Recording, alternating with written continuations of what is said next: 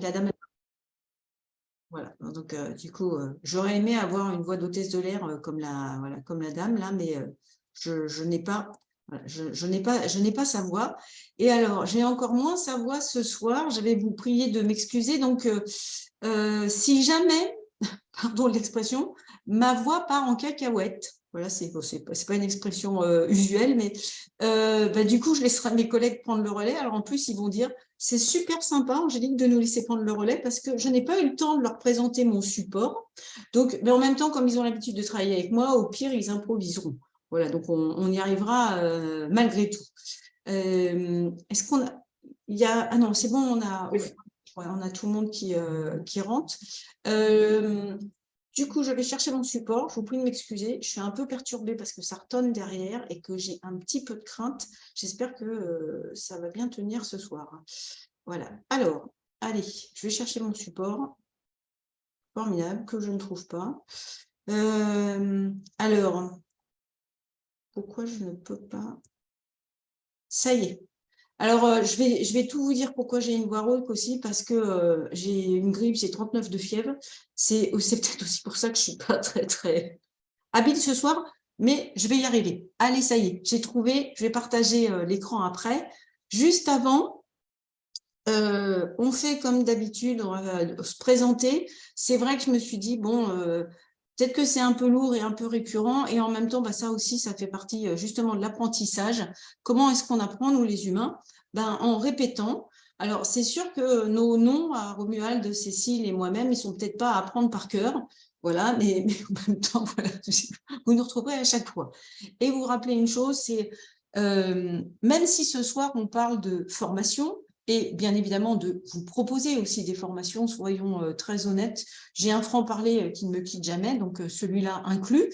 L'idée quand même, c'est aussi de partager dans le plaisir et puis de pouvoir voir aussi les uns et les autres ce qu'on met autour de la formation sur les troubles des conduites alimentaires. Peut-être aussi, finalement, qu'est-ce qui différencie certaines formations des autres. Et je me suis dit, en créant le support aussi, mais qu'est-ce qui fait qu'au fond, il y en a eu si peu et qu'on est tellement encore en carence de thérapeutes. Parce que ce qui est sûr, c'est qu'on n'est pas en carence de patients, malheureusement. Voilà, donc j'ai essayé de faire un petit reporting aussi sur le sujet.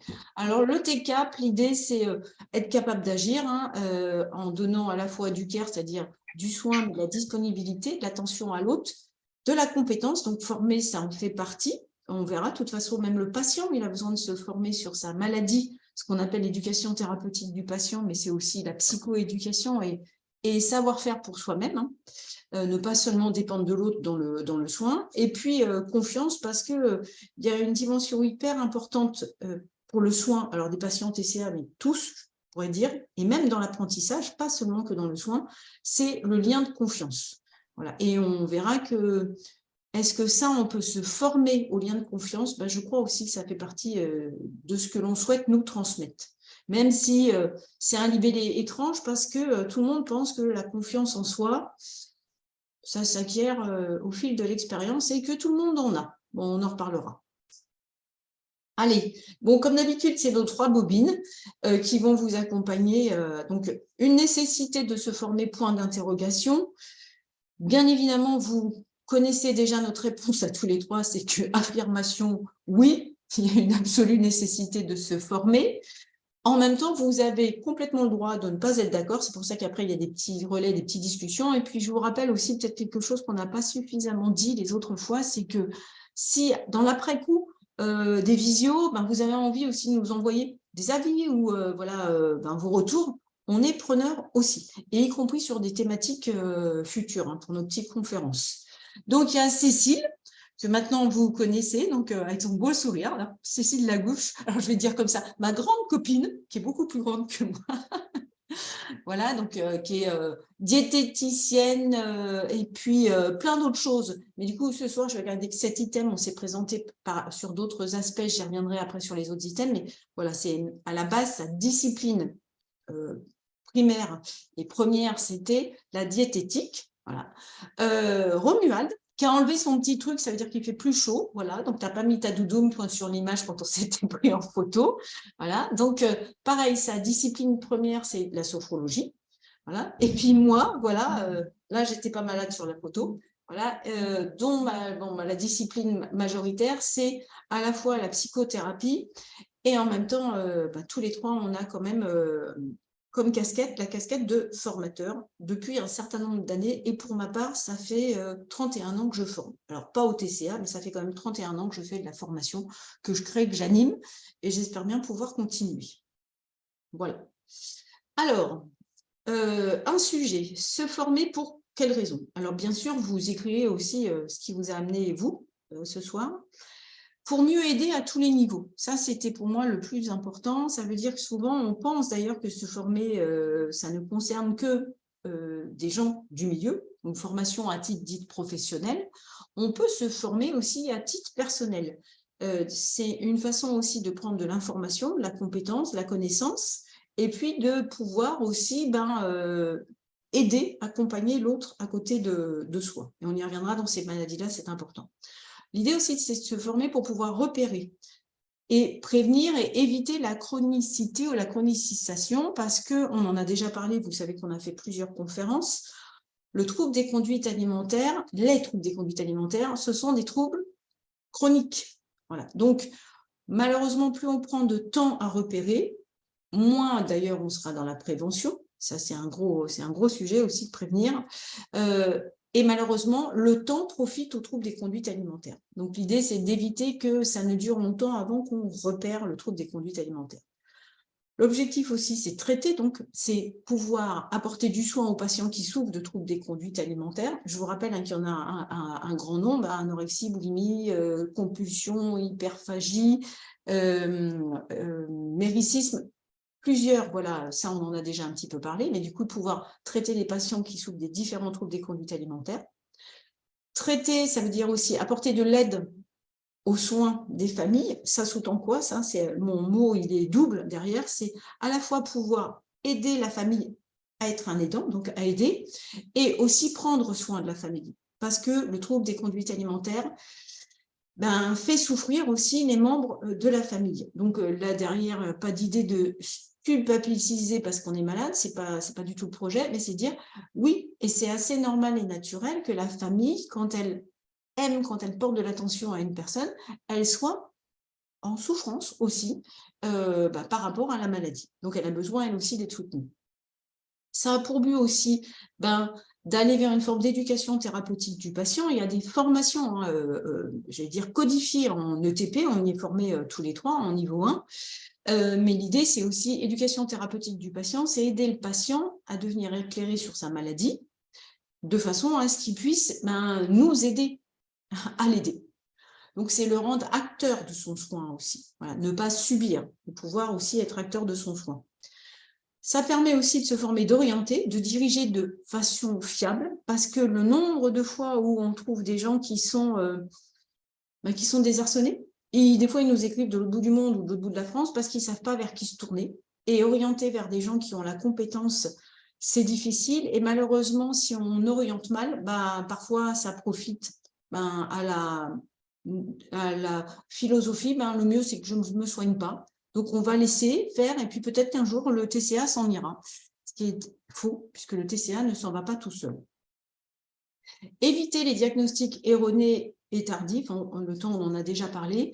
Diagnostic erroné, ça veut dire ne pas confondre justement, par exemple, une anorexie métabolique avec une anorexie de type restrictive, on pourrait dire mentale, comme on l'a dit pendant très longtemps. Ne pas confondre effectivement des douleurs au ventre qui auraient une origine, par exemple, moi je ne sais pas, une infection ou particulière au niveau de l'estomac, et effectivement, de l'autre côté, une orthorexie avec une rigidité sur certains aliments. Donc, ça demande vraiment, dans un sens comme dans l'autre, d'être initié. Allez, je continue. Si les pages veulent bien se tourner, ça m'aiderait. Voilà. Se former pour d'autres raisons, que celles qui m'ont déjà paru essentielles. Être un père aidant. Aujourd'hui, on parle beaucoup de père aidance, de patients experts aussi qui viennent aider les autres. Alors, je suis OK. Et l'idée quand même de la père aidance ou du patient expert, c'est qu'il se forme aussi.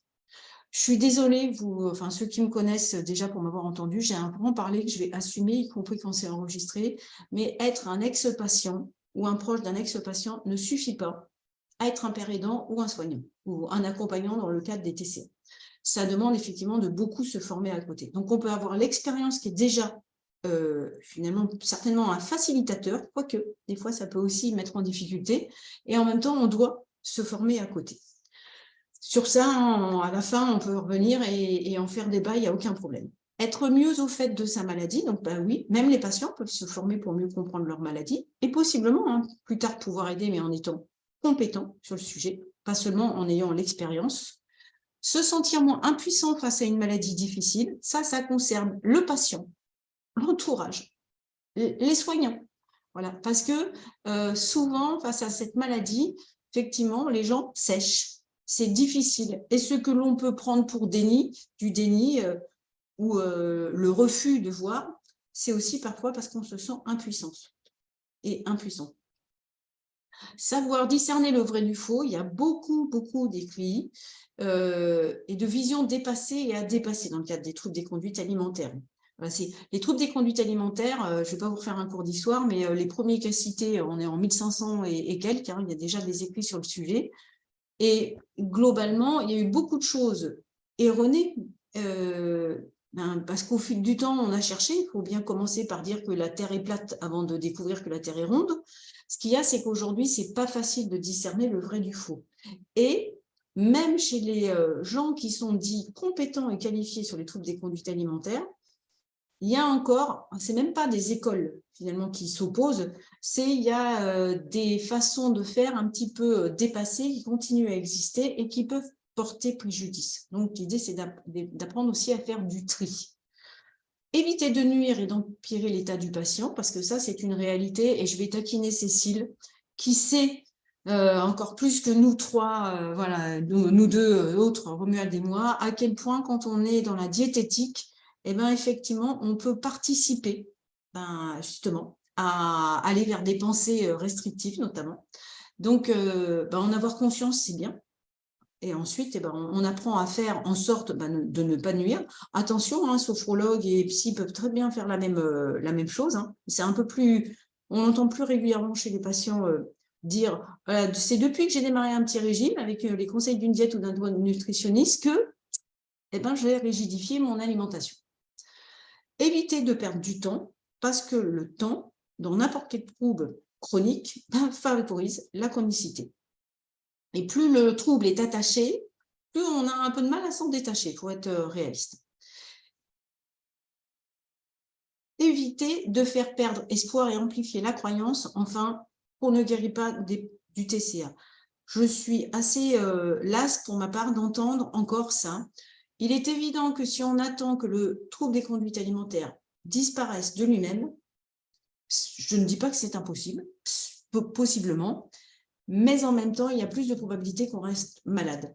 Quand on est accompagné et justement avec des gens qui ont la compétence et qu'en plus la relation est bonne, je répète, et qu'en plus la relation est bonne, on y reviendra, eh bien, il y a de grandes probabilités qu'on en guérisse. Alors, ce soir, on ne fera pas le débat, mais on pourrait avoir une thématique un soir, en écrivant, là, je me suis dit, j'ai plein de thématiques qui sont venues, ça veut dire quoi la guérison dans le cadre des TCA? Ça n'est pas revenir comme avant, c'est aller vers le futur. Hein. Alors, pourquoi est-ce qu'on peut se former aussi quand on est déjà formé? Parce que c'est vrai. Eh bien, Romu, j'ai mis ça pour toi. Te former, tu pourras. Voilà. Parce que même si on est un padawan, si on veut devenir comme Maître Yoda, un grand sage du TCA, eh bien, du coup, effectivement, on doit continuer à se former. Et notamment dans le cadre des troubles des conduites alimentaires, il y a d'autres thématiques sur lesquelles on doit continuer absolument à se former, parce que la bonne nouvelle, c'est qu'on évolue. Donc, la compréhension du TCA évolue. D'ailleurs, les troubles des conduites alimentaires aussi ont une adaptation à travers le temps et on doit continuer à évoluer et à se former aussi. Ça permet d'être compétent, mais être compétent, ça s'entretient, donc de maintenir et d'enrichir ses compétences. Ça permet de remettre en question aussi des vieux schémas qu'on a des fois, parce qu'après on s'installe dans nos habitudes, nous les thérapeutes aussi, et donc des vieux schémas installés, et de restaurer plus de souplesse et de flexibilité. Ça, c'est fondamental. Un thérapeute, ça doit être flexible, créatif, adaptable, surtout avec les patients qui souffrent de TCA et qui ont un peu perdu, justement perdre espoir, ça veut dire aussi c'est perdre cette capacité à créer des schémas nouveaux. Donc nous, on doit être là pour le faire et du coup, on doit se renouveler aussi. Ça permet aussi pour les soignants déjà formés d'éviter le sentiment de solitude et d'impuissance qui revient de façon régulière. Et oui, alors est-ce que ça s'arrête un jour? Ben, pas tout à fait. Bon, je crois que ça revient régulièrement. Et c'est peut-être plutôt pas mal parce que ça permet d'éviter aussi un sentiment de toute puissance et d'autosuffisance. Pour ma part, je forme depuis longtemps aussi des thérapeutes. Globalement, un praticien qui considère qu'il n'a plus besoin de formation, ça me pose question. Je crois qu'on n'a pas fini de faire des découvertes dans tous les domaines, y compris dans ce domaine-là, donc on doit continuer à se former. Donc, créer aussi des nouveaux réseaux de soins, des nouveaux partenaires, découvrir d'autres pratiques, peut-être aussi de nouveaux métiers dans le soin, et se rappeler régulièrement les différents TCA. C'est que souvent, on a dans notre patientèle, dans les gens qui viennent vers nous, une typologie de troubles, ou quelques-unes. Je vous rappelle qu'il y en a une bonne dizaine. Alors, bien sûr, c'est pas le sujet ce soir, on ne peut pas tout faire en un soir, mais du coup, ça veut dire qu'il y a des TCA plus atypiques, et derrière, il y a des humains. Donc, de toute façon, même si statistiquement, ils sont moins nombreux, ils méritent tout autant qu'on soit formé pour les accompagner. Et se former pour d'autres raisons, comme on fait un petit peu usuellement dans ces conférences, c'est les vôtres, qui sont aussi vos motivations peut-être à regarder cette conférence ce soir. Notez-les. Voilà, il peut y avoir plein de motivations. Vous nous direz tout à l'heure, il y en a peut-être que j'ai oublié. Et en tout cas, chaque motivation est bonne. Et comment la formation prend part dans votre vie, je voulais aussi vous ramener à ça, c'est que finalement, tous les jours on apprend, on se forme, on se transforme, et le fait est que pour maintenir des compétences, on a besoin de se former de façon régulière. Il est évident que là, on appelle ça souvent de la formation pro. Donc, on se dit, c'est juste parce qu'à titre professionnel, je peux le faire. Non, et je crois que d'ailleurs, la réforme des formations récentes, alors sur laquelle vous verrez, j'aurai des choses à redire en tant que formatrice, mais elle voulait inviter aussi à quoi? Que chacun continue à se former et à apprendre tout au long d'une vie. Voilà, donc la place de la formation dans votre vie. Allez, on va aller faire un petit tour. T'es capable de sortir du TCA, se former, c'est quoi? C'est comment? Alors, vous vous souvenez, chaque fois qu'on vous emmène dans une conférence, on essaie de vous montrer aussi comment on travaille. Alors, c'est quoi se former pour vous? Donc, je vous laisse pareil, noter et réfléchir. C'est comment de se former? C'est d'un autre registre. C'est avec qui? Voilà, avec qui est-ce qu'on se forme? Quel temps on y accorde? Et qu'est-ce que cela apporte de plus essentiel encore que d'apprendre? Alors, je t'embête, Romuald, justement, parce que je vois qui pince tes lèvres comme ça.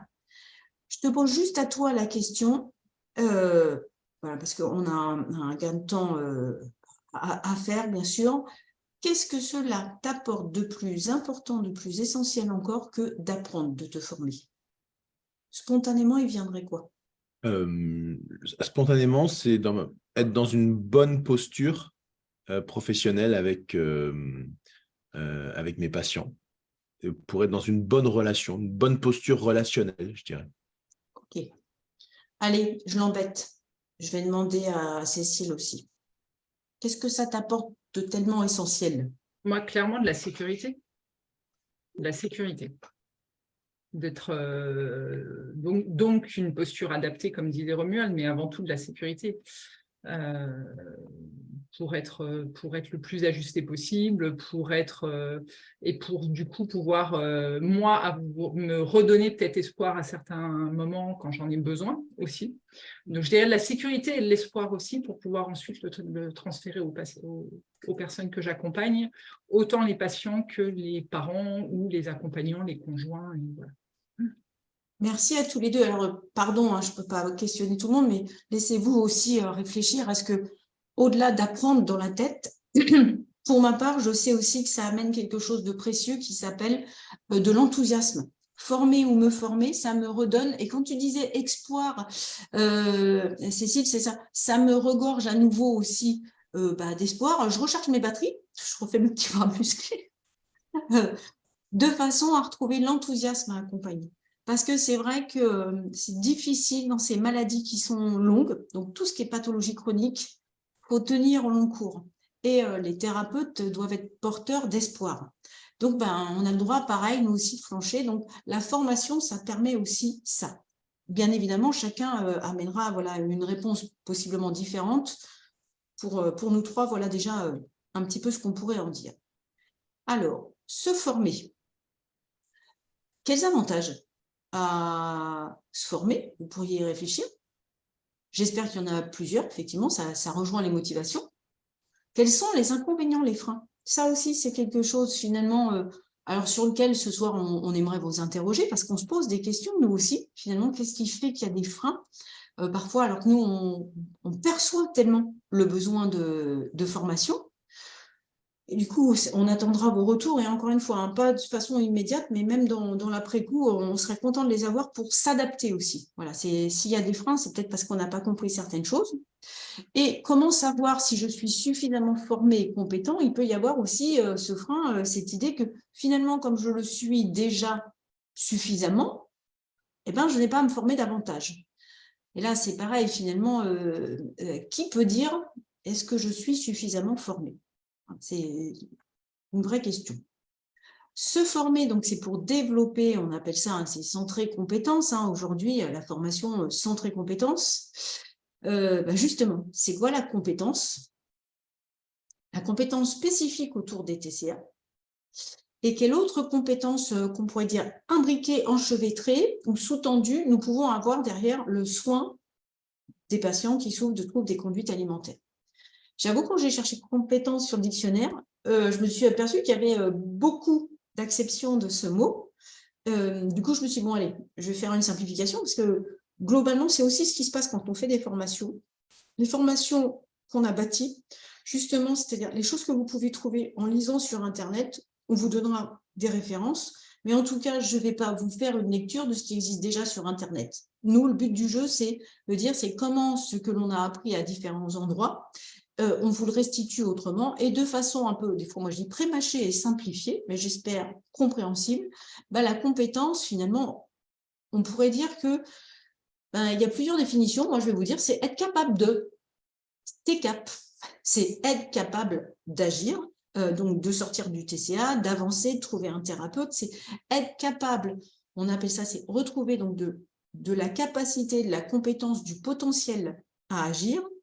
Et il y a aussi, en tout cas dans le monde de la formation, l'idée c'est être capable donc de former, par exemple sur les TCA, et faire autorité en la matière. Et ça, c'est assez particulier parce que parfois on ne sait pas. Voilà. Qui fait autorité en la matière dans le cadre des troubles des conduites alimentaires? Et ça nous pose question. La compétence, ça s'acquiert de plein de façons possibles, ça se développe et ça s'entretient. Voilà globalement un petit peu, quand j'ai pris un peu toutes les définitions. La compétence, quand on va regarder certaines définitions, notamment dans le registre de la pédagogie, comprend des aspects multiples autour du savoir. Donc on a le savoir dans son savoir-connaissance, le savoir-faire, qui est reconnu comme une compétence opérationnelle, c'est du pragmatisme, c'est de l'agir, et le savoir-être, qui est intitulé d'ailleurs à ces moments-là compétence comportementale. Encore une fois, en formation plus classique. Moi, j'irais vous dire que, de toute façon, la compétence, en tout cas autour des troubles des conduites alimentaires, et me concernant dans tous les registres, les 3 niveaux sont essentiels. Avoir la connaissance ou l'expérience ne suffit pas. Il y a cette fameuse compétence comportementale, et je la nommerai encore autrement, je vais mettre mon grain de sel comme d'habitude, et la compétence relationnelle en plus et en priorité. Parce que une compétence, ce qu'on nomme le savoir-être, c'est pas que comportemental, c'est une vraie transformation. Donc, il est évident que la formation, dans notre cas, et dans ce qu'on propose tous les 3, en tout cas, ça doit rimer avec transformation. Allez, je continue sur les compétences. Se former, donc là, je prends plus que le mot compétence, c'est les compétences, pour aller vers plus de compétences. Alors, des compétences de différents registres. Ça signifie quoi? Que sans formation, vous avez déjà quand même certaines compétences non identifiées, donc possiblement non identifiées ou mal exploitées ou non exploitées. Ça, c'est important quand on part aussi en formation. L'idée, c'est de se dire, on ne part pas tout à fait de zéro. Donc, c'est ça aussi, se former, c'est, vous savez, on appelle ça aussi aujourd'hui la VAE, validation des acquis d'expérience, c'est finalement reconnaître que j'ai déjà des compétences. Donc, finalement, on a tous un petit bout de compétences autour des TCA. La seule chose, c'est qu'on ne l'exploite pas forcément. Sans formation, vous avez des incompétences. Là, on est vraiment dans un registre opposé, donc ce sont vos incompétences. Je suis désolée de dire des choses désagréables. Le pire, ce sont celles que vous ignorez et qui peuvent nuire. Parce que malheureusement, on fait beaucoup de mal par ignorance. Et sans formation, vous avez des incompétences, c'est-à-dire celles dont vous êtes conscient. Ça s'appelle aussi vos limites, vos limitations. Et là, dans ces cas-là, c'est plutôt positif d'en être conscient. Et je vous invite, dans ces cas-là, finalement, à vous former, puisque vous êtes conscient de vos limitations, ou alors à passer le relais si vous n'avez pas le temps, pas l'envie, pas l'argent. Il peut y avoir plein de raisons pour lesquelles vous ne voulez pas vous former. Dans ces cas-là, on passe le relais. Alors, se former au TCA, pourquoi? Pour quelles raisons? C'est s'intéresser à une population en manque de soutien et en excès de facteurs préjudiciables. On note, comme dans certains autres troubles, j'allais dire à caractère anxieux, avec un mal-être en arrière-fond, qui peut aller de l'anxiété à la dépression, au polytraumatisme, voilà, il peut y avoir plein de choses derrière, mais on note une augmentation des gens en souffrance. Aujourd'hui, quand j'ai recherché un petit peu tout à l'heure pour vérifier, comme les chiffres sont insuffisamment exacts, je préfère dire qu'en tout cas, c'est un gros volume et on peut identifier jusqu'à 10% de la population qui souffrirait de troubles des conduites alimentaires, tout âge et tout trouble mélangé et confondu. C'est quand même beaucoup. L'idée, c'est aussi de sortir de l'ignorance. Et pour repérer, orienter, si on est ignorant, il est évident qu'on ne voit pas ce que l'on ne connaît pas. Donc, comme ça, l'idée, c'est d'enlever un peu et de changer de lunettes. Être en capacité de répondre, ça veut dire être une aide responsable, éclairée et éclairante. Parce que parfois, on est plein de bonnes intentions. On veut absolument aider et en même temps, pardon de l'expression, on tombe côté de la plaque. Et le niveau du dessus aussi, se former au TCA, pour quelles raisons? C'est prendre plaisir à accompagner des patients à la pathologie dite complexe, pas compliquée, complexe et chronique. Donc, parfois, c'est vrai qu'il y a des gens qui me disent, quand on les forme, c'est vrai qu'il faut aimer le complexe. Oui, le soin des troubles des conduites alimentaires, c'est le Rubik's Cube des pathologies à soigner, quoi. Voilà. Mais en même temps, on ne s'ennuie pas. C'est ça qui est très plaisant. Alors, ça veut dire quoi aussi? Développer des connaissances théoriques sur les différents TCA pour pouvoir effectivement les repérer un peu, et leurs origines, leur caractère biologique, neurophysiologique, les dimensions aussi psychosociales et les dimensions, on pourrait dire, développementales, relationnelles et attachementistes. Aussi, je n'ai pas tout noté là, mais du coup, c'est voir que le TCA, c'est bien plus qu'un caprice, un passage ou un manque de volonté. Bon, j'ai repris les grands clichés.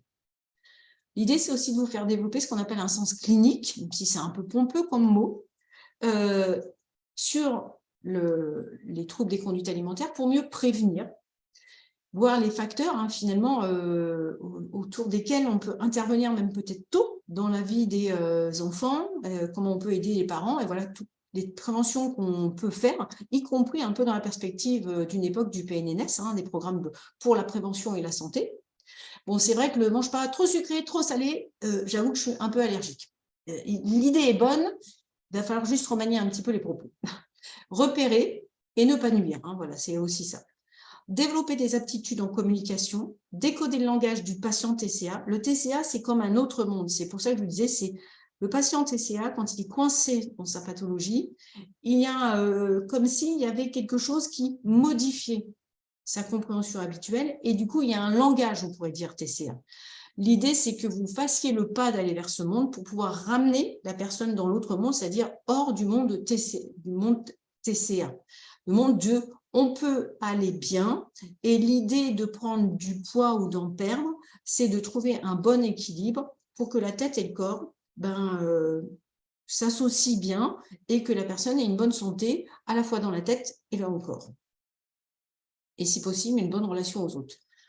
Ça sous-tend quoi aussi? Ben justement, on disait la relation, travailler sa posture, en plus de varier les approches, les modèles et les outils, parce que je crois qu'aujourd'hui, on commence à avoir une large palette de propositions. Et au-delà, finalement, des différentes approches, vous verrez tout à l'heure mon propos, l'idée n'est d'invalider aucune des approches, au contraire, mais vraiment, c'est de savoir, justement. C'est bien d'avoir une palette d'outils, mais encore faut-il savoir s'en servir, avec qui, et puis recréer l'envie, justement, pour le patient, de sortir de ce monde des TCA et qu'il puisse voir finalement aussi quels avantages il a à en sortir. Et possiblement, à un moment, ce qu'il perçoit comme des préjudices aussi à en sortir. À chaque fois, j'ai monté comme ça, j'ai empilé les séquences de façon à, si vous revoyez le support qui sera en ligne, ou qu'on peut vous envoyer en PDF après, vous retrouverez justement à chaque fois les thématiques sont en lien. C'est pour qui alors? La formation aux soins des troubles des conduites alimentaires. Pour toutes les personnes qui sont intéressées par la thématique, sur des niveaux de base, pour pouvoir comprendre. Dans ces cas-là, ça peut s'appeler une sensibilisation et une information. Et là aussi, elle mérite d'être donnée par des gens qui sont compétents en la matière. Parce que je ne vais pas vous réexpliquer à quel point aujourd'hui, sur Internet ou par d'autres médias, on doit faire le tri. Voilà, donc c'est déjà des maladies difficiles. Si en plus, on doit vous demander de faire le tri vous-même sur ce qui est bon, en tout cas bon pour donner une bonne compétence ou pas, ça ne va pas être facile quand même. Bien sûr, c'est une formation pour les professionnels de santé et de bien-être. Alors, je fais attention aux mots. Je sais que pour certains, nous sommes dans le médical, d'autres dans le paramédical, donc dans le hors-cadre réglementé, et dans le bien-être. Au niveau de l'OMS, la santé, le bien-être, tout ça, c'est le soin. Donc, tous ces professionnels qui sont dans l'accompagnement et le soin ont besoin d'être formés aux troubles des conduites alimentaires, en tout cas pour pouvoir bien accompagner et au moins déceler.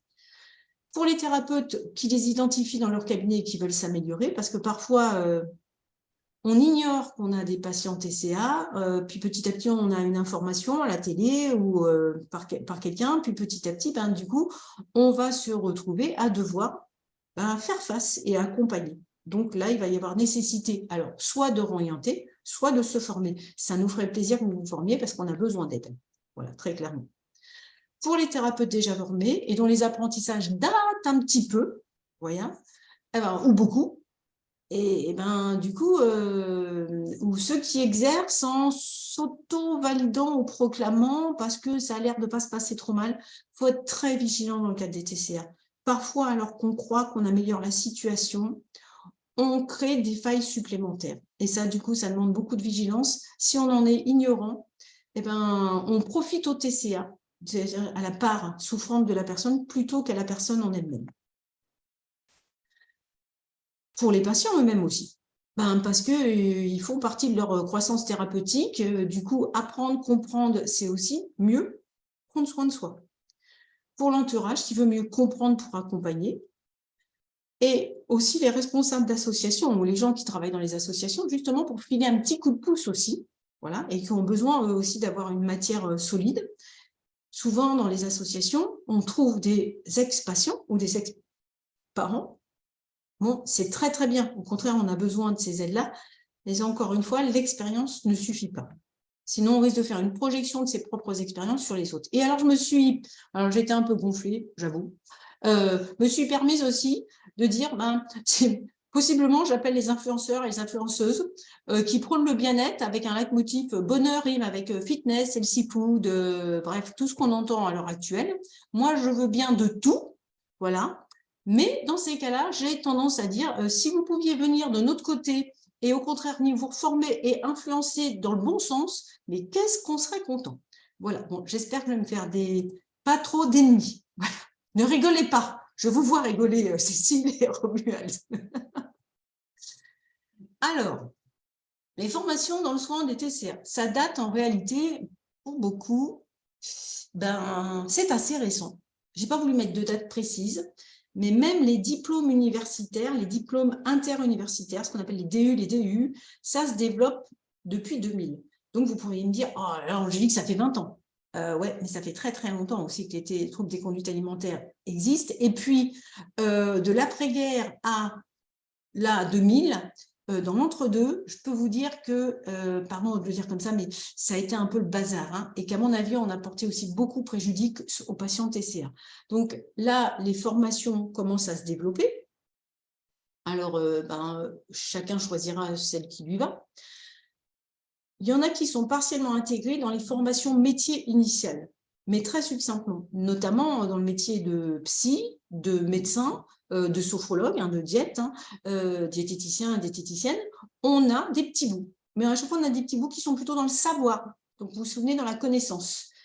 Et en même temps, c'est très insuffisant. C'est très insuffisant au point que ce soit Cécile, Romuald, moi-même ou d'autres de nos confrères et consoeurs, de temps en temps, on est interpellé pour des gens qui sont en formation BTS diététique, dans le cursus d'infirmier ou d'infirmière. À certains endroits, on vient faire une petite intervention justement pour donner un tout petit peu plus de compétences sur ces sujets-là. Ce qui montre à quel point ça manque dans les formations initiales. Mais je comprends aussi que s'il faut faire ça sur toutes les thématiques, notamment des pathologies chroniques, c'est difficile. Les associations qui se créent vers 2000 proposent des conférences, des congrès, des séminaires, maintenant des e-learning aussi. Donc, c'est déjà une façon de transmettre de la compétence, mais ça n'est pas vraiment ce qu'on appelle de la formation continue. Quand on fait de la formation professionnelle continue, justement, c'est des journées de sensibilisation. Ça permet quand même déjà de se mettre à jour sur ses compétences et connaissances. Et plus récemment, du coup, il y a enfin des gens qui proposent des formations pour en faire une réelle compétence, mais ça ne sera pas une réelle compétence métier, dans le sens où, pour l'instant, le titre de TCA-PEUT n'existe pas. Voilà, je vous le dis, mais il va falloir qu'on le crée. Voilà. Donc, c'est avec joie quand même que l'on progresse. Voilà. Allez, je vous remets simplement un petit clin d'œil. C'est la 3e journée, le 2 juin de 2023, on a eu la 3e journée de sensibilisation de TCA en France, mais aussi au niveau international, finalement, journée mondiale des TCA. Ça veut dire, ça y est, quand même, la cause commence à intéresser. Donc, globalement, c'est encore plus récent que ce que je disais précédemment. C'est 2020. C'est quand même un peu dommage. Moi, je rêvais du TCA Action. On va peut-être aller vers ça. Les associations, il y en a pas mal. Alors, je vous en ai pris une en France, la FNA TCA, parce qu'elle en regroupe d'autres. Mais voilà, toutes sont OK. Ce n'est pas un choix parce que c'est ma préférée, pas du tout. Simplement dire, il y a des associations et elles aussi tentent de donner de la formation, de la documentation, d'informer. C'est déjà très chouette. Ça date aussi des années 2000. Alors, pourquoi est-ce qu'on est si laborieux? Je vous présente mes excuses. Là, on n'est pas sur un bon support en termes justement de formation. Si je vous formais à la formation de formateur, je vous dirais qu'il faut réajuster votre PowerPoint. Moi, j'ai fait exprès d'écrire un peu beaucoup. Vous avez ma voix pour vous guider, mais justement, si vous relisez le support, je voulais vous mettre quelques points de référence aussi. Donc, j'ai écrit, alors qu'on pourrait vous faire un livret à côté, mais ce n'est pas le but ce soir. Je voulais vous faire remarquer comment on fait pour s'y retrouver dans tout ça. Alors, nota bene, qui est un peu long. Pendant longtemps, le soin des TCA resta l'apanage de la psychiatrie. Donc, on mettait une patiente TCA en psychiatrie, ce qui explique qu'on ne formait pas du tout par ailleurs. Ou de la médecine dite un peu générale ou métabolique, ou alors de certains services spécifiques. Donc là, on prenait la dimension médicale et corporelle. Et dans ces cas-là, on n'avait pas vraiment un regard qui allie la tête et le corps. Et ça se passait toujours plutôt dans un registre de structure dite fermée. Pendant longtemps, on a eu des soins avec des propositions d'isolement aussi. Voilà, ça, encore une fois, on l'explique en formation, on grandit au fur et à mesure, ça se fait encore. Du coup, si on isolait et qu'on était en structure, il n'y avait pas de développement de la formation chez les libéraux, c'est-à-dire chez tous les gens qui amènent du soin en cabinet libéral. Et notamment, par exemple, dans la discipline telle que la diététique. Oui, parce que finalement, pendant très longtemps, même en BTS diététique, on enseignait que le trouble des conduites alimentaires se référait au psychiatre et possiblement à une hospitalisation. Voilà. Donc, il n'y avait pas plus que de formation. Du coup, il n'y avait pas nécessité de former les libéraux. En tout cas, c'est un peu ce que ça signifiait. Pendant longtemps, l'idée que le TCA, ça concerne que des jeunes filles, des jeunes femmes, d'ailleurs d'une certaine catégorie psychosociale, on disait à l'époque, en passage adolescent, donc on ne cherchait pas dans les autres classes d'âge et de sexe, donc finalement c'était une toute petite portion de la population qui n'avait peut-être pas quoi développer l'offre de formation. On s'est aperçu qu'on a fait erreur là-dessus. Pendant longtemps, l'idée aussi que c'est un problème lié à la mère, bon, le père aussi, hein, il a eu le droit à son chapitre, et peu de regards systémiques, plus globalistes. Et finalement, dans la thérapeutique française, en plus, on savait dire que possiblement c'était, de la faute du père ou de la mère, mais on ne savait pas bien quoi en faire parce qu'au fond, on ne pratiquait que la thérapie à titre quasiment individuel. La thérapie systémique, la dimension finalement plus large et élargie au système, elle a mis un petit peu de temps à nous arriver en France. Donc peut-être qu'on n'était pas très bon pour travailler justement la relation au sein des systèmes. Aujourd'hui, ça se corrige largement. Pendant longtemps et encore maintenant, l'idée qu'il faut chercher à comprendre dans le passé, notion aussi, on parle de notion de le patient est résistant, on attend une compliance, c'est-à-dire que le patient il veut bien faire avec, mais vous comprenez que ça veut dire se plier quand même aussi. On attend ça du patient et en même temps, on ne laisse pas toujours s'exprimer. Voilà, donc c'est un petit peu paradoxal tout ça.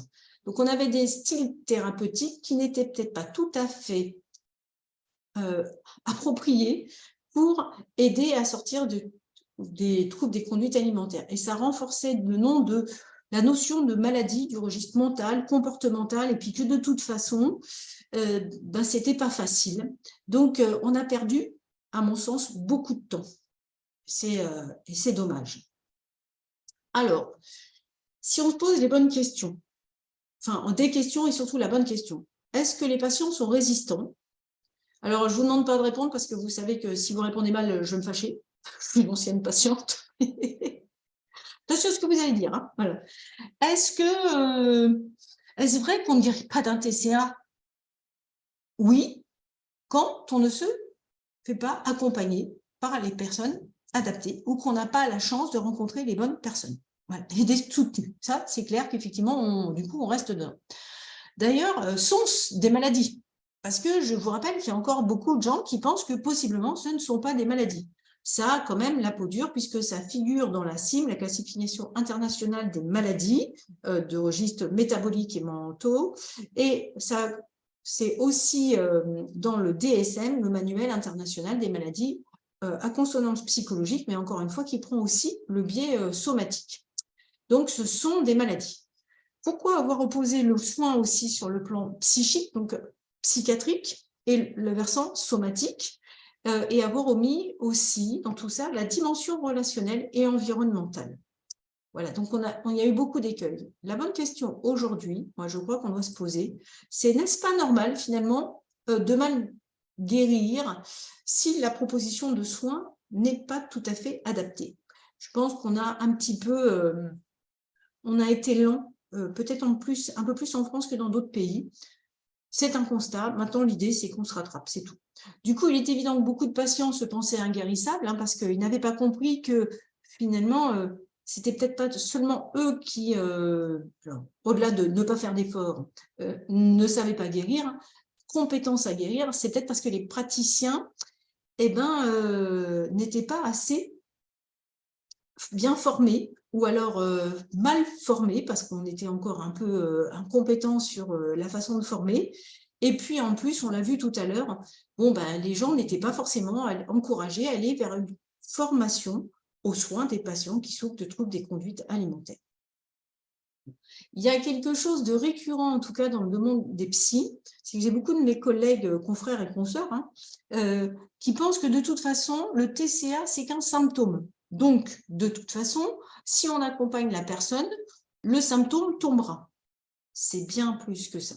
Un trouble des conduites alimentaires, ça finit par coller à la peau, au point qu'à la fin, on peut finir par penser qu'on est anorexique, qu'on est boulimique. Et comme dans le soin d'autres pathologies chroniques ou dans le soin des gens qui sont polytraumatisés, globalement, on a besoin aussi de parler du symptôme. Il faut mettre les pieds dans le plat, comme je le dis régulièrement. Alors, de ces différents faits, les formations sont arrivées lentement. Je pense qu'elles arrivent en péniche. Voilà, mais ça arrive. Voilà. On a eu quoi? Des formations type TCC, thérapie comportementale et cognitive, dont l'ACT, qui a certainement été une des qui a le mieux émergé dans pas mal de pays. Donc, la thérapie d'acceptation et d'engagement, qui est une nouvelle vague des TCC. Donc, les thérapies comportementalistes. On a trouvé des chapitres spécifiques dans certains modules de formation en médecine, en psychiatrie, donc quand même ça aussi, ça s'est développé, ça s'est enrichi. Puis le partage entre les pays a permis ça aussi.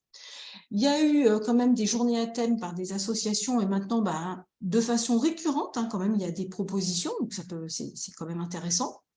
Il y a les formations et l'aide d'ex-patients. Alors, quand on disait tout à l'heure, ça ne suffit pas d'en avoir l'expérience, mais certains cultivent expérience, connaissance. Donc, déjà, il peut y avoir une force de proposition intéressante et en même temps qu'il ne suffit pas. Parce que justement, tout ce qui est la posture, la relation, ça demande une formation. Il y a des propositions de modules spécifiques dans les différentes formations maintenant. Quand vous trouvez en diététique, en sophrologie, dans plein d'autres approches, vous allez avoir des modules, tout comme par exemple en hypnose, en pleine conscience, en EMDR, l'EFT, dans plein aujourd'hui de courants, on propose des modules complémentaires sur les troubles des conduites alimentaires. Donc, il y a quand même une offre qui s'élargit, mais à chaque fois quand même très liée à une compétence métier spécifique. Nous, vous verrez, on essaie de vous proposer plus large que ça et justement de l'inter et du multidisciplinaire. Alors, maintenant, voyons ce qui peut être envisagé pour se former. Alors, possiblement, effectivement, je reviens à ça avec nous trois, puis les autres gens qu'on forme. L'idée, c'est quoi? Je vous rappelle que ça fait plus de 30 ans que je fais de la formation. Donc, c'est quand même un peu mon dada. J'adore ça. Une formation, ça permet une évolution progressive. On ne peut pas se former en un jour. C'est pour ça aussi qu'il y a quelque chose en moi qui n'aime pas qu'on se targue d'avoir fait... j'ai suivi 2 ou 3 conférences et du coup, je suis formée au TCA. Ça ne suffit pas. Ça, c'est pas tout à fait ajusté et c'est un peu mensonger. Envers soi-même en tant que soignant et puis envers les patients. Donc, une formation, ça demande une évolution progressive et ça demande plusieurs jours.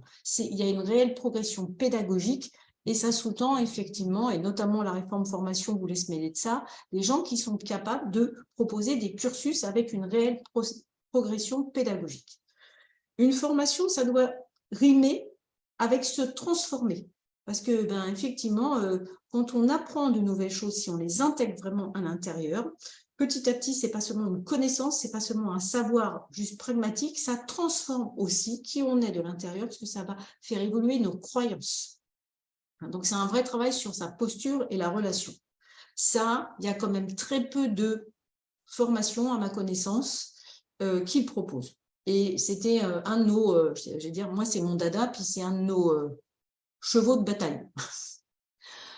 Le savoir-être se base sur un savoir à connaître, bien sûr, il faut savoir la compétence, la connaissance, connaître, savoir reconnaître, et il faut savoir modéliser et intégrer. Ça veut dire aussi que pour pouvoir transmettre justement cette idée de posture et de relation, de pouvoir transmettre le savoir-être, eh bien, ça sous-tend que le formateur doit lui-même être un praticien. Et c'est pour ça, notamment, et je les remercie encore, que j'ai formé notamment Romuald et Cécile, parce qu'ils accompagnent au quotidien et ils continuent. Donc, c'est aussi une forme de formation continue que d'être dans le métier pour un formateur. Le formateur, il doit être modélisable. Ça veut dire que quand il forme, il montre en même temps et du coup, il continue, encore une fois, lui aussi à accompagner des patients TCA au quotidien. Et il transmet sa posture et ça permet aux gens qui viennent se former d'absorber aussi de sa compétence. Donc, qui forme? On a posé la question tout à l'heure. C'est important, quel que soit le type de formation, que vous choisissiez aussi la personne qui va vous former parce que normalement, elle doit être aussi une forme de mentor, de sujet de modélisation. Bien sûr, ce qui ne vous plaît pas, vous laissez de côté, mais vous devez faire de la modélisation, ce qu'on appelle consciente en formation. Une formation, ça passe sur des cas concrets aussi et des expériences entre les stagiaires. Donc, l'idée aussi de faire des formations en interdisciplinaire, c'est de pouvoir partager. On a donné à ces formations ce qu'on appelle une dimension dialogique, c'est-à-dire que même les contraires s'attirent, et que ça ne pose aucun problème, par exemple, d'avoir quelqu'un qui a une formation psychanalytique au départ, ou quelqu'un qui a une formation comportementaliste, ou quelqu'un qui est formé plutôt sur ce qu'on appelle les thérapies type, c'est-à-dire thérapie interpersonnelle centrée sur la relation. On intègre le tout, et on mélange tout, et on tâche de faire un joli accordage. Donc, on a un principe aussi intégratif et systémique. Une formation, ça demande du temps d'intégration. C'est pour ça que je vous disais, une formation, ce n'est pas une journée. Voilà. On l'a fait par niveau pour pouvoir progresser et sur des périodes étalées pour que vous puissiez intégrer et expérimenter. Une formation dans la tête, ben, en tout cas, ça ne peut pas être une formation à visée thérapeutique et à accompagnement de l'humain. Ça doit être une formation, ça s'intègre et ça transforme la personne que vous êtes pour pouvoir accompagner l'autre. Une formation, ça intègre des retours d'expérience et ça enrichit l'expérience des autres. Donc, c'est aussi ce qu'on apporte quand on est en formation et on se sert aussi de celle de des stagiaires qui viennent se former. Et une formation, ça sert à faire des liens entre les gens, notamment. Et du coup, ben, on est content de se retrouver à plusieurs cerveaux. Et ce qui est important pour moi aussi de vous dire, c'est que ce qui est génial quand on est formateur, c'est qu'on continue à apprendre des gens que l'on forme. Voilà. Un bon formateur, en plus, ça continue à se former au contact des gens qu'il forme. Donc, il y a une réciprocité et ça fait grandir tout le monde. Tout comme nos patients au cabinet, on les fait grandir et ils nous font grandir aussi. Et une formation, surtout, pourquoi j'ai mis tous ces petits malais, ça se fait dans le plaisir car, ce n'est pas le propos ce soir, mais un cerveau humain, ça mémorise d'autant mieux et ça se développe d'autant mieux que ça a un petit ressenti, qu'il y a un petit peu d'émotion. Et je préférais que vous ayez le ressenti de plaisir parce qu'on apprend très mal dans la peur. Voilà, donc ça, c'est pas terrible. Donc, l'idée, c'est pour pouvoir bien imprimer, comme disent nos jeunes, ou intégrer, il faut qu'il y ait aussi un peu de sensation et d'émotion, pas que des choses comprises par la tête, pas que du cognitif. Tant qu'à faire, nous, on vous propose de le faire dans le plaisir. Alors, les modules en question. Encore une fois, je vous ai tout écrit, ça permettra d'y revenir parce que j'aimerais passer un petit peu de temps avec vous après. Le TCA qu'on a appelé niveau 1, il contient 6 jours, 6 fois un jour ou 3 fois 2 jours. Ça dépend des modalités, un peu de ce qui nous est demandé. On a adapté de façon à ce que les deux soient voilà, constructifs et avec des modalités distancielles ou présentielles. Et finalement, quand les gens ont fini la formation, on supervise certains cas patients, c'est comme ça qu'on appelle des rédactions de cas patients, ce qui constitue aussi une forme de supervision. Et on peut vous emmener vers la certification. Certifier, ça veut dire on valide l'acquisition des compétences. Parce que former, c'est transmettre une compétence. Quand est-ce que j'ai le retour et que j'en vois la pertinence? C'est une fois que j'ai eu le retour des cas, de l'application, et du coup, après, on peut certifier. Il y a un TCA niveau 2 de 6 jours, idem, selon la même philosophie. Et on peut aussi, finalement, simplement, de temps en temps, à la carte, faire des journées de sensibilisation. Finalement, nos petites conférences, c'est une forme de sensibilisation aussi, mais ça n'est pas se former, j'y tiens. C'est s'informer. Voilà, il ne faut pas tout confondre. Et en tâche d'adapter voilà, les modalités, la formation, c'est évolutif. Je tiens aussi à rappeler une chose. Aujourd'hui, on est à l'ère du e-learning. Alors, c'est ma petite façon de le dire. Dans notre cas, ce sera toujours du E and B learning. C'est-à-dire que même ce que l'on fait en distanciel, vous aurez toujours soit Romuald, soit Cécile, soit moi, soit nous trois parfois, derrière l'écran avec vous. Parce que de toute façon, on ne va pas vous envoyer des supports.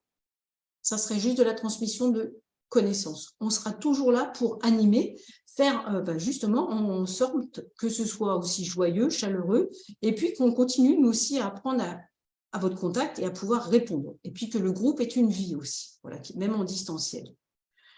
Il y a des formations qui s'y relient. Vous verrez dans les thématiques abordées, notamment sur la communication, la psychopathologie, la psychotraumatologie, parce que ce sont vraiment des aspects qui sont reliés. Pourquoi moi j'ai mis tout ça au point? Parce que du coup, c'est aussi tout mon parcours à la fois de patiente et maintenant aussi d'aidante qui m'a amené à faire des liens entre ces différents mondes. Et de toute façon, bien connaître les TCA et être en incapacité de bien communiquer, de bien entrer en relation, c'est quand même dommage. Et l'idée, quand on continue les formations, ensuite, c'est faire ce qu'on appelle de la supervision et de l'analyse des pratiques, parce qu'ensuite, en groupe, en individuel, on continue à vous soutenir, parce que toute la vie, un praticien, ça fatigue, ça s'use, ça peut même souffrir de ce qu'on appelle d'usure compassionnelle, et du coup, il a besoin d'être ressourcé. Et bien évidemment, nous, on se forme aussi pour pouvoir vous donner tout ça. Alors, le niveau 1, bien évidemment, j'aurais pu vous proposer les contenus, nos formations, En même temps, soyons clairs, je n'ai pas envie non plus de les dispenser comme ça régulièrement à tout le monde parce que j'y tiens, c'est une création, voilà. Même si j'espère qu'elle va se répandre, mais pareil, quand on transmet des choses qui ont été transmises par quelqu'un, j'aime bien aussi qu'on reconnaisse l'origine pour que la transmission après soit bien faite. On parle de quoi dans ce niveau 1? Les différentes TCA, ce qu'on appelle les comorbidités, les facteurs qui prédisposent et qui favorisent la chronicité, et puis aussi ceux qui permettent d'en sortir, alors, y compris votre sourire. On travaille sur les sensations et les émotions, il y a un gros chapitre là-dessus, parce que je suis agacée qu'on mélange sensations et émotions, c'est très important dans le cadre des TCA. Un travail sur la tête et le corps, comment ça marche, parce que dans le cadre des TCA, le trouble des conduites alimentaires, c'est pas ni dans la tête, ni dans le corps, c'est les deux associés. Du coup, les métiers qui permettent d'aborder tout ça, comment travailler avec l'entourage, comment travailler en lien avec les structures et préparer les entrées et les sorties, travailler de façon individuelle et systémique, c'est-à-dire en équipe avec le patient, son entourage et même d'autres soignants, adapter les cadres thérapeutiques usuels, parce que le patient TCA est un patient d'exception, donc on doit faire quelques exceptions, travailler la communication dite thérapeutique et quelques notions de psychopathologie. En niveau 2, on va sur d'autres thématiques complémentaires, l'image de soi et le schéma corporel, la confiance en soi, l'estime de soi, la conscience de soi. Alors, je n'ai pas mis « et l'amour de soi » parce qu'au départ, on rame un peu arrivé à ce mot-là dans le cadre de TCA, mais aussi pour ne pas faire de confusion. La ligne de vie est ce qu'on appelle l'anamnèse. On travaille sur les psychotraumatismes. On travaille aussi sur les attachements et les théories du développement. Sur le cas des plus jeunes patients, parce qu'effectivement, quand on accompagne les enfants, les adolescents, on pourrait dire aussi la personne âgée qui peut souffrir de troubles des conduites alimentaires, ça demande de préciser certaines choses. Les différents types d'approches pour vous montrer les atouts, les limites, pas en disant il y a mieux ou il y a moins bien, c'est toute approche a du bon et toute approche a des limites. Et si on ne connaît pas le trouble des conduites alimentaires, on va flirter régulièrement avec les limites sans le savoir et on risque de faire du mal sans le vouloir. La thérapie centrée relations et compétences, donc le « je suis capable », c'est ça aussi qu'on tâche de transmettre. Et on va aussi sur les sujets plus intimes qui ne sont pas toujours abordés, sexualité, maternité, nudité, religion et TCA. Cécile nous avait fait aussi un petit laïus il n'y a pas très longtemps. Donc il y a aussi des sujets un peu cachés et ceux-là méritent d'être abordés parce qu'ils peuvent aussi, pardon l'expression, pourrir la vie du patient. Alors on y parle aussi tout au long des croyances, parce que qu'est-ce qu'on se dit des patients TCA, qu'est-ce que les patients TCA se disent, qu'est-ce que l'entourage se dit, et c'est ça aussi. Quand on travaille sur les croyances des autres, il faut aussi travailler les siennes en tant qu'accompagnant, donc ça demande aussi un travail sur soi. Travailler à travers la ligne de vie et la ligne du temps, ça veut dire être des praticiens qui sachons travailler dans le présent, dans le futur, dans le passé et naviguer, et en tout cas on revient toujours dans le présent ensuite. La psychoéducation en permanence, donc ça c'est des thématiques qui sont des leitmotifs. On travaille en permanence, que Cécile a appelé aussi tout à l'heure la sécurité, ça permet ce qu'on appelle la stabilité relationnelle. On travaille avec le jeu et le plaisir. Et le sourire, c'est pour ça que je l'ai maintenu là en permanence. Bon, j'ai fait sourire le smiley parce que sinon, moi, j'aurais eu des crampes là à la fin. Et on travaille avec ce qu'on appelle le transfert, que moi j'appelle susciter ou provoquer. C'est justement, on va servir d'objet de modélisation aux patients aussi. Donc, on le sert aux apprenants, mais aussi aux patients. C'est le thérapeute est engagé. Pour ceux qui connaissent un peu Milton Erickson et Irving Yalom ou certaines thérapies dont on dit effectivement centrées sur la relation et qu'on appelle les thérapies interpersonnelles, c'est on fait de la thérapie où le soignant mouille sa chemise. Il est dans la relation et pour moi, le TCA, c'est une maladie de la communication et de la relation, donc il faut savoir travailler avec ça. Si l'envie vous vient, vous nous contacterez. Je vous ai juste mis les dates des formations prochaines, notamment celle qui va avoir lieu en présentiel sur Lyon, animée par Cécile. Moi, je ferai un petit module de découverte en communication à Sainte-Maxime, en bord de mer, ça peut être sympa aussi. Mais si vous avez des besoins, vous me direz. Toutes les autres, je ne les ai pas mises là, parce que l'idée, ce n'était pas de vous envahir là sur le moment avec ça. Rappelez qu'on est tous capables de s'y mettre. On adapte tous les trois aussi. L'apprentissage, au départ, on fait en sorte que chacun se mette à niveau et on démarre tous ensemble. Et on a aussi la particularité de faire des groupes où on mixte les patients, les soignants et même les parents. Alors que pendant très longtemps, on disait non, ça ne va pas coller. Alors, pour que vous sachiez une chose, c'est que chaque fois qu'on me dit que ce n'est pas possible, j'ai tendance à imaginer que ça va pouvoir l'être. Et nota bene, concernant la formation, la certification et Calliope, il y a une grosse réforme de la formation. J'ai choisi, et là j'assume, ce n'est pas Romuald et Cécile qui sont en cause, de ne pas passer ce label. J'ai été data dockée, je suis enregistrée à la directe, en ce qu'on appelle la DRITS aujourd'hui. Ça fait 31 ans que je fais de la formation. Et si je passe par le Calliope, eh bien, je vais devoir doubler ou tripler le coût de nos formations. Et surtout, il y a des choses qui ne pourront pas être évaluées correctement au travers de ces labels. Et tout le temps que nous allons passer à repasser des audits tous les 18 mois, tous les 3, on ne passera pas à se former, on ne passera pas à soigner et on ne passera pas finalement avec vous. Donc, c'est un choix, d'autant plus que pendant très longtemps, effectivement, il n'y a pas eu de prise en charge. Il y en a de temps en temps et dans ces cas-là, vous pouvez aussi les mettre à profit pour d'autres formations. On a tenté de rendre les tarifs accessibles, on étale les formations et puis on est toujours ouvert à parler. L'argent, le temps, ça se parle, ça fait partie effectivement de ce qui permet d'avoir des relations. Donc, on vous retrouvera avec joie et chaleur pour vous former si possible. Alors, j'allais dire, par contre, attachez vos ceintures. Je souris, parce que je commence à me connaître quand même. Je ne connais pas grand stagiaire qui soit passé entre mes mains à une époque et nos mains maintenant, qui sortent indemnes d'une formation. C'est-à-dire, en général, on sort un peu transformé, en profondeur d'ailleurs. On change son regard un petit peu sur la vie et la maladie. Et bien sûr, on fait tout ça avec beaucoup de douceur et de chaleur. Et je rappellerai, dans mes mentors, moi, j'ai dans la PNL thérapeutique, il y a Virginia Satir qui dit qu'il nous faut 4 câlins par jour pour survivre. Les patients TCA non plus. 8 pour fonctionner et 12 pour croître. Donc, si la formation, c'est de la croissance, vous aurez le droit en plus à quelques câlins durant la formation, mais en tout bien, tout honneur, évidemment. On vous demande la permission, mais c'est vrai qu'on aime aussi faire de la formation des journées de partage et de plaisir. Voilà. Du coup, il faut que je m'arrête. C'est ça, Romu. Oui, parce que comme il y a les vidéos, les images, il y a l'enregistrement en fait.